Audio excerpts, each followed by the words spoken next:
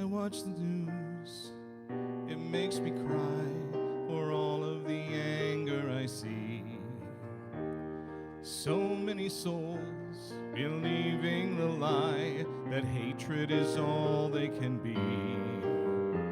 So I take a chance to offer my prayer, to whisper the truth. And I believe today is the day that my message gets through. That we are all children of the God of love. We are all meant to be instruments of peace. There's no us or them, foe or friend. We are all the same. There's only one, 'cause everyone is born with God's name.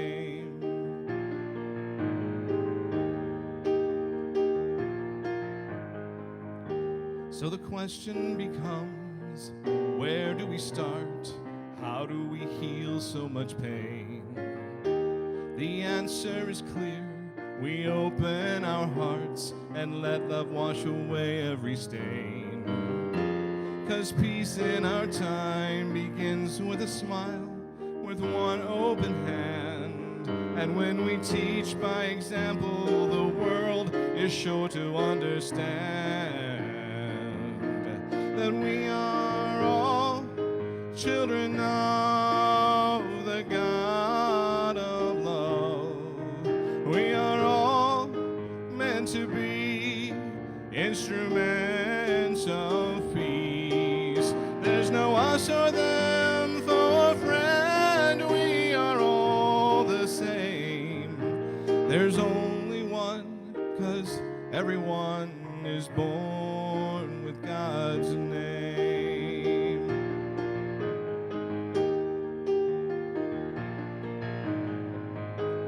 Sometimes it seems so useless to try, so futile to dream. But remember, the power of creation lies in what we believe.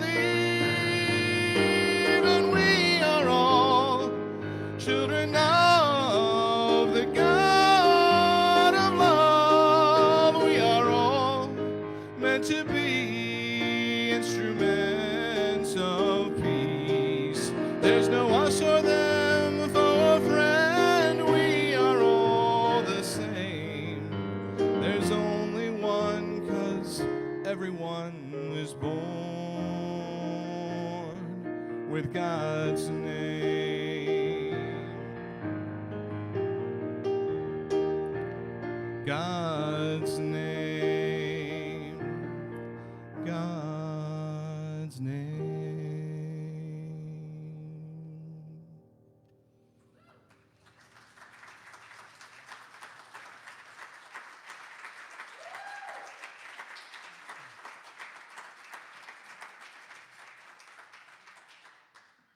Thank you.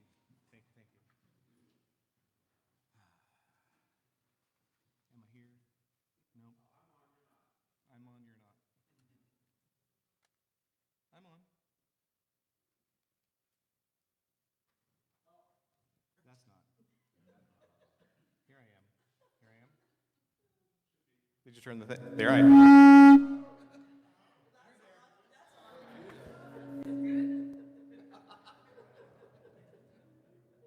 I'm afraid to speak.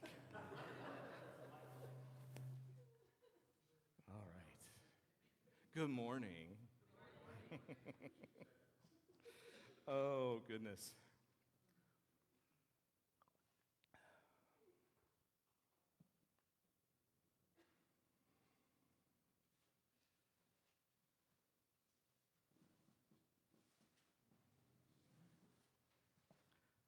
Good morning, everybody.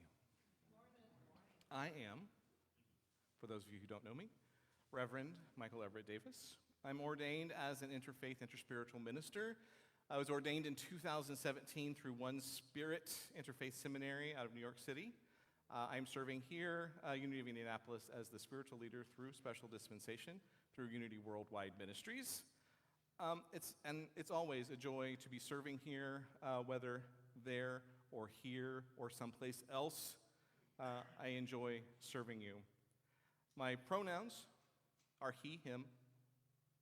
I'm here to be seen. Matthew 5:14 through 16, from the New Revised Standard Version, updated edition.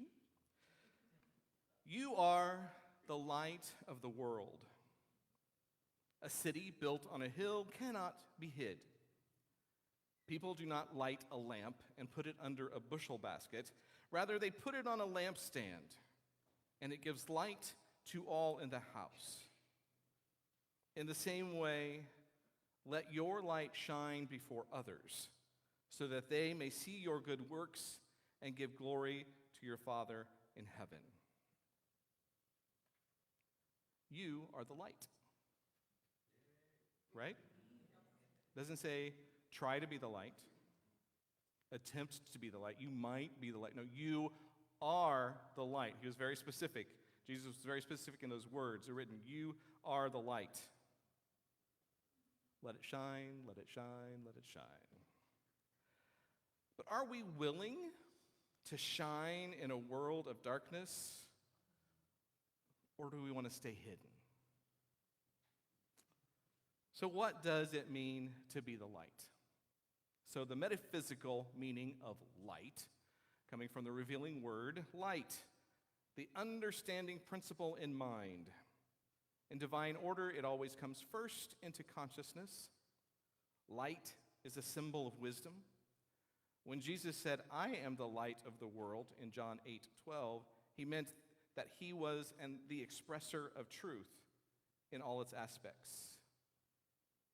And light being inner light, the illumination of spirit resident in the center of everyone's being.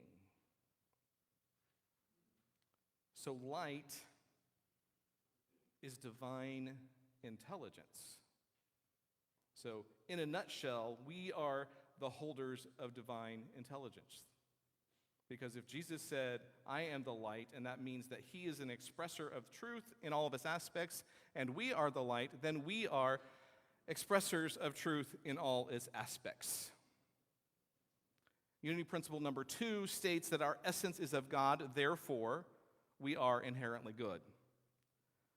So the Christ light, that inner light, it's already within each of us.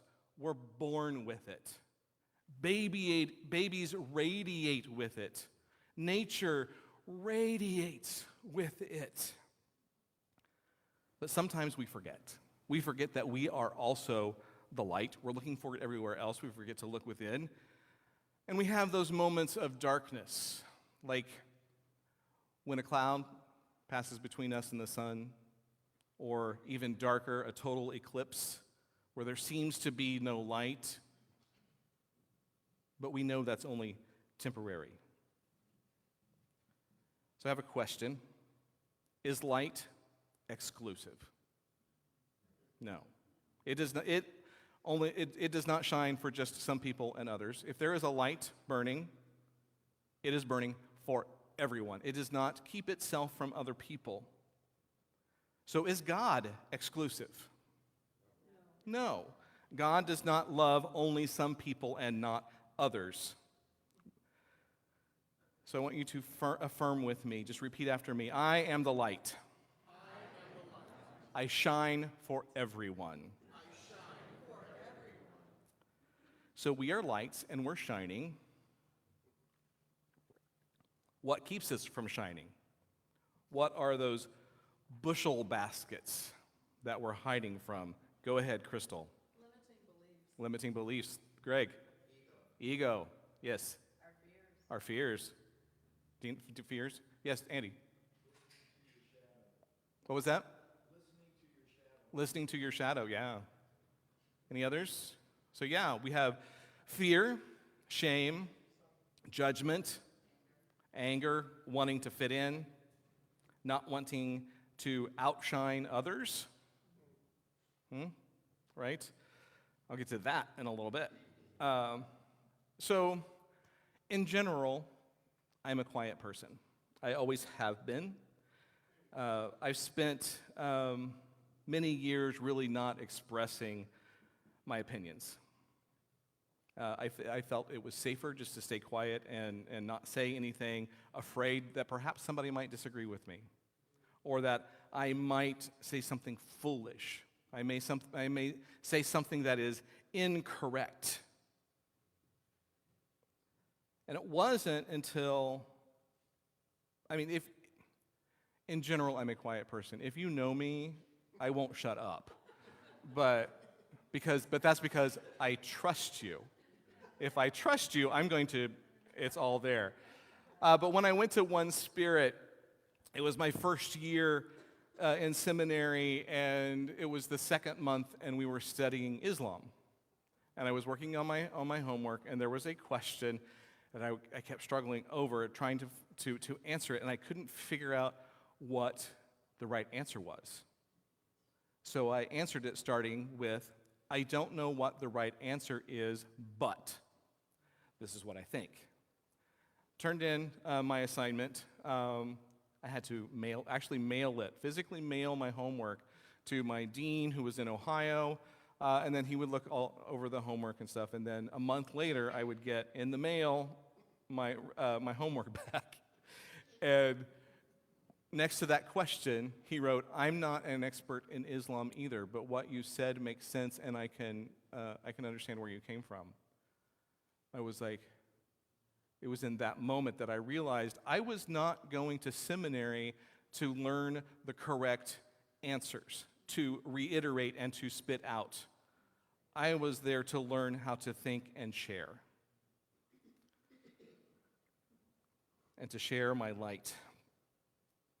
And I was finding the truth in me and trusting in the wisdom that was inside me. So I just want to take a moment right now for some personal introspection. If you want to close your eyes, you can. We're going to leave the lights up, it's fine. Close your eyes, lower your gaze, but think about where you might be hiding your light right now. What is that bushel basket that is preventing your light from shining out into the world?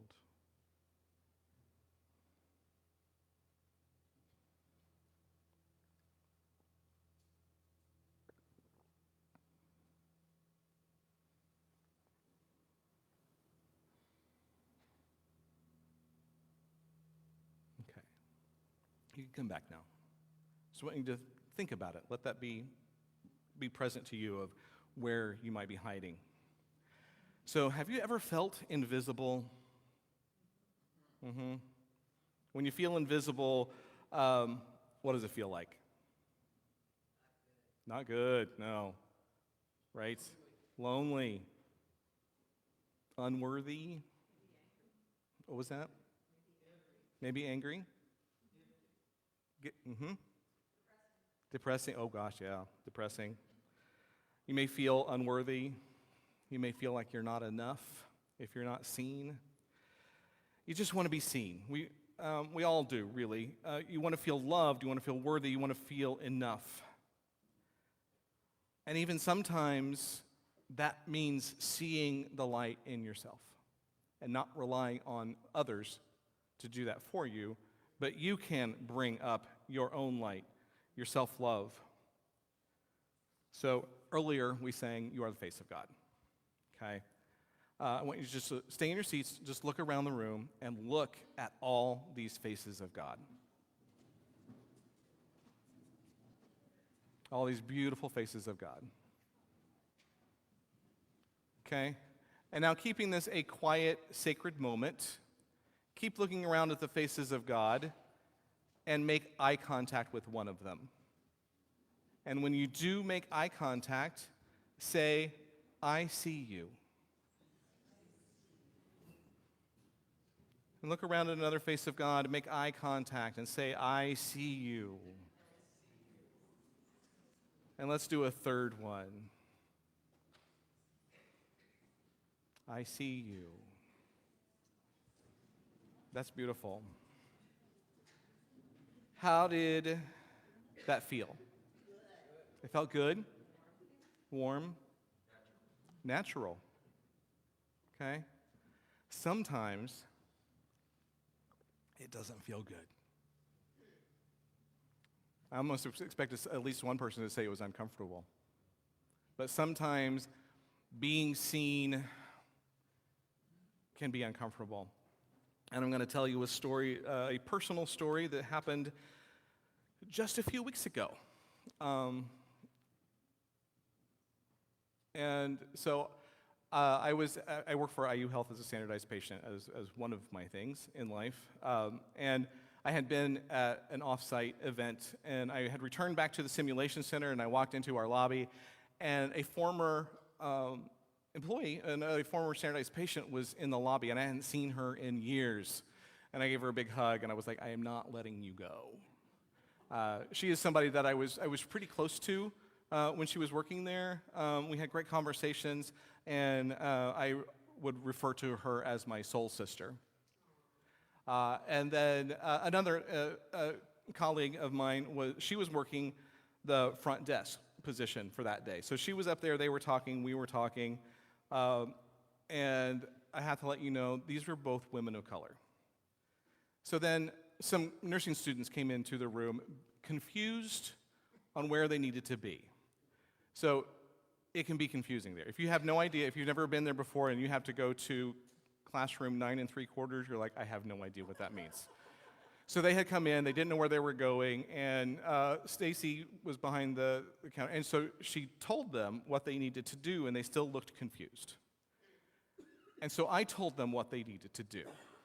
And Stacy looked at me and said, I just said that. And Dina was like, look at you mansplaining in white speak.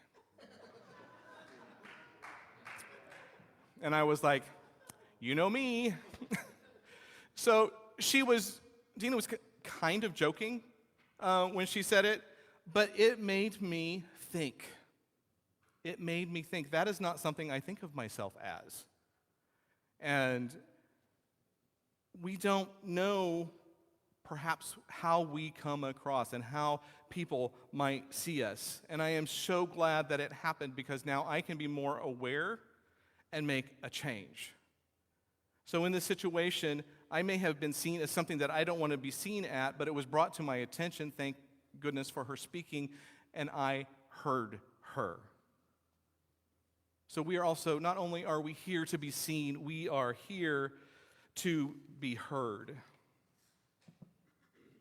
Repeat after me. I am here to be seen and heard.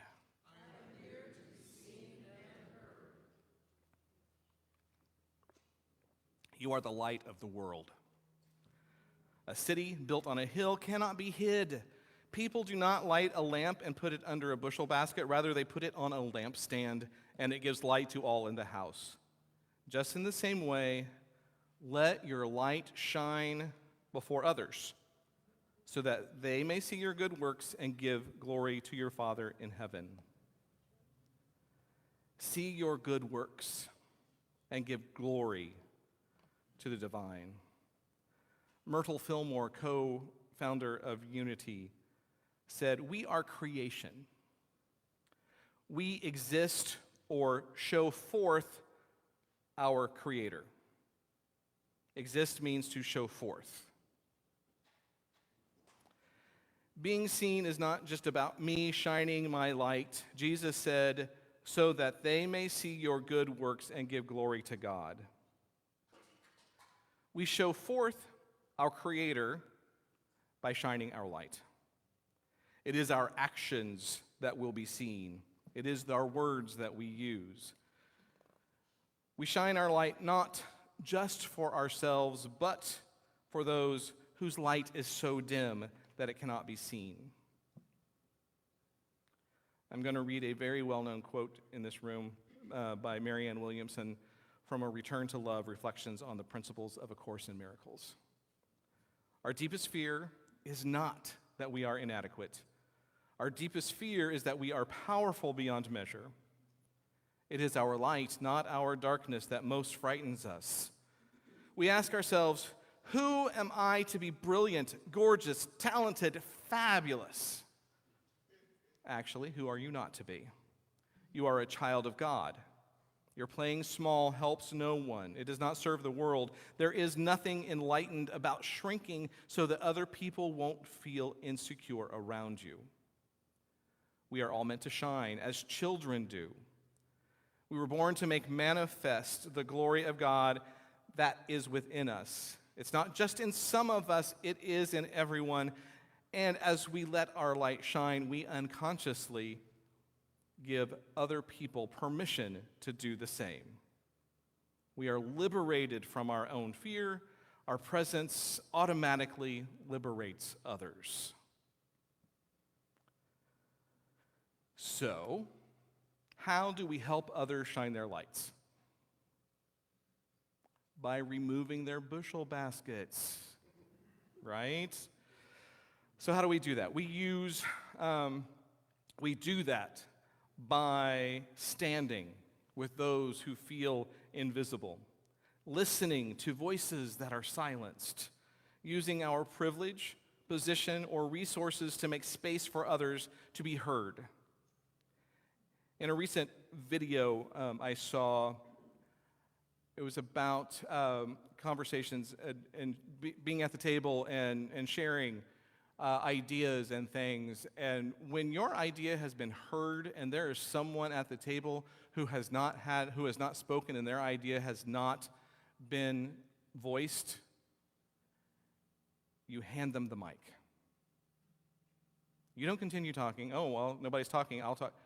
Hand them the mic. Pass the mic.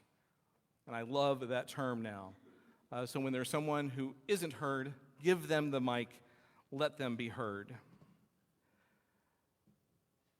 We need to be an advocate for marginalized communities, the LGBTQIA plus community, people of color, immigrants, the unhoused, and it goes on and on. Everyday actions, speaking up when someone is dismissed, making sure people are credited for their work, amplifying voices that go unheard. Now, I just finished up the summer quarter at Unity Worldwide's Spiritual Institute, where I took 3 classes. One was a history of unity class. The other one was called Beginning Exploration of Self-Discovery. And the third was called the Christ in All, DEI in Unity. For my final presentation in the Christ in All, DEI in Unity, we were to set up an action plan for diversity, equity, and inclusion. And for mine, I said, my plan was to be a voice for the unheard. And in my presentation, this is what I said. I do this because inclusivity is important.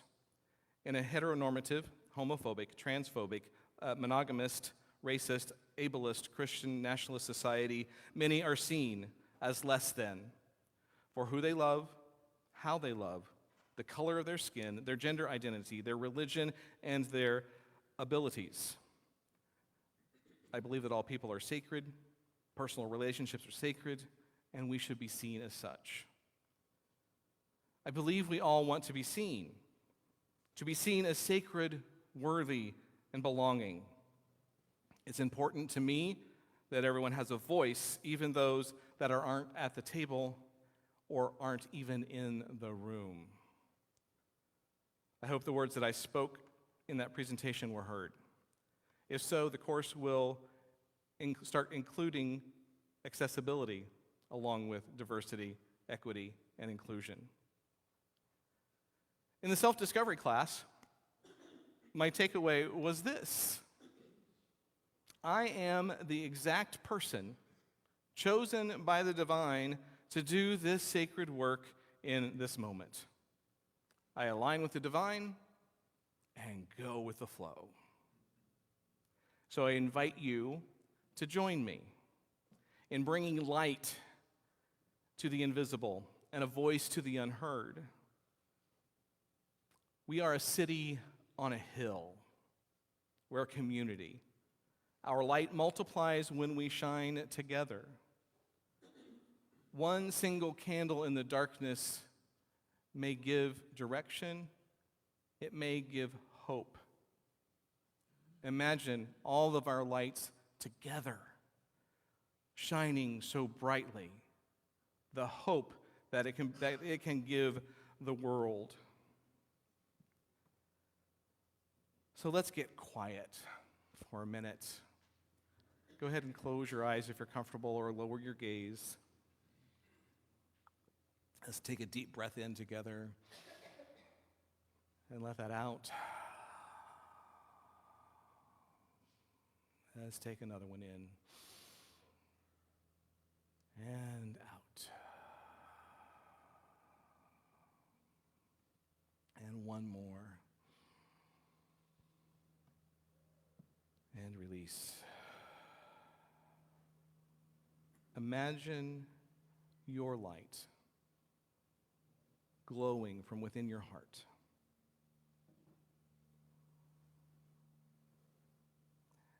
And let that glow of your light from your heart expand to fill your body.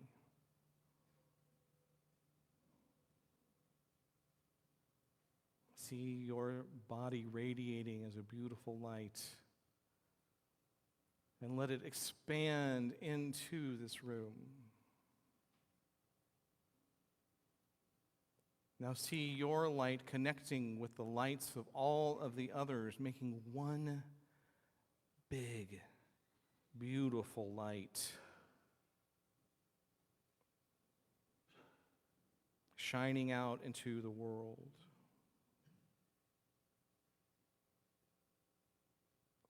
Surely the presence of love is in this place and in all places and in all people.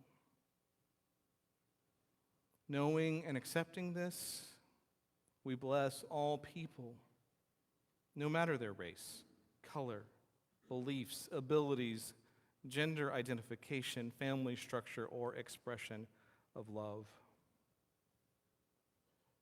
Knowing that there are many paths to God, many names for God, many faces of God, but only one. And this God is expressing through all creation in many, many ways. We are all children of the God of love. We were all meant to be instruments of peace. There is no us and them, foe or friend. We're all the same.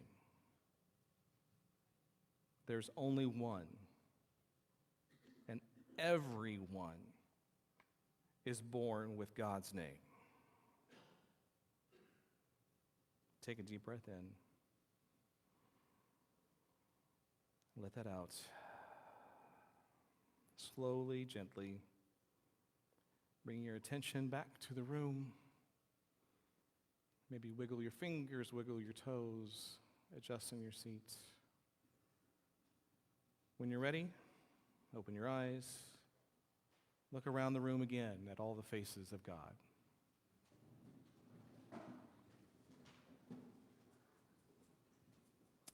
All right. You have homework. This week, where can you let yourself be seen more fully?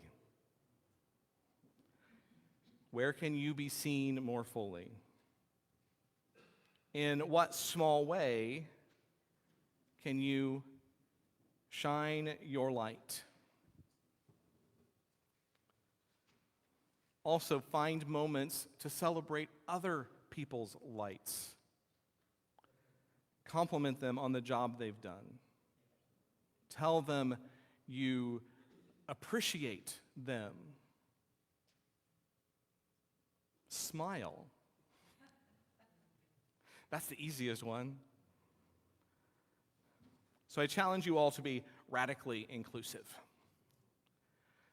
So there was a question that got brought up last week. And in the answer I said, we're going to explore that more.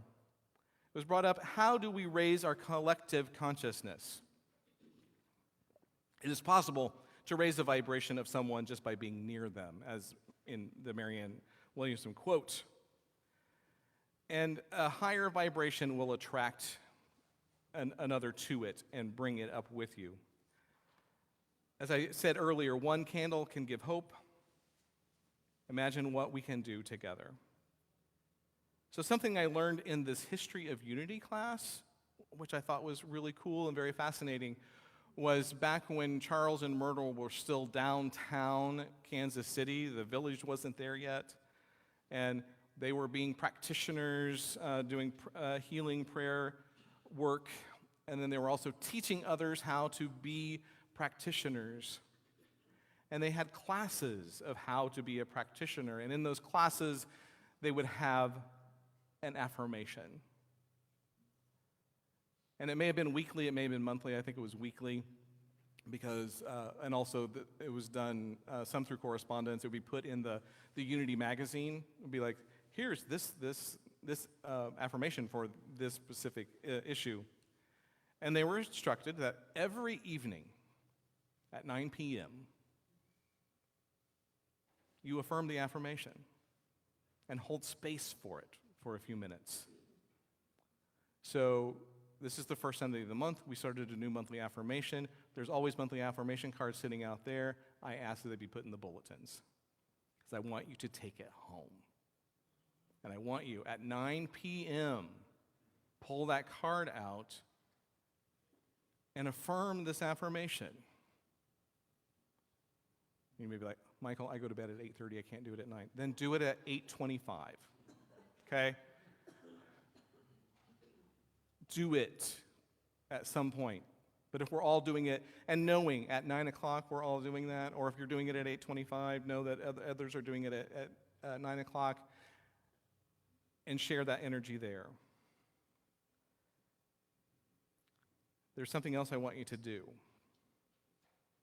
You're going to read the word drawing on the power of divine order. Go further than saying the words. Actually draw on the power of divine order.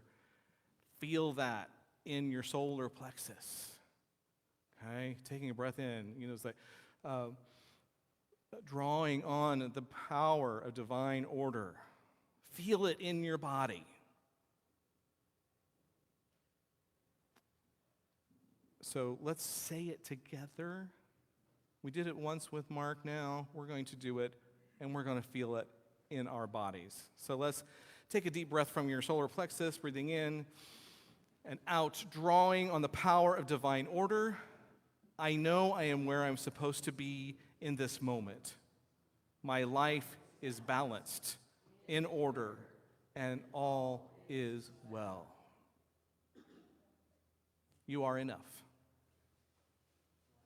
You are worthy. You belong.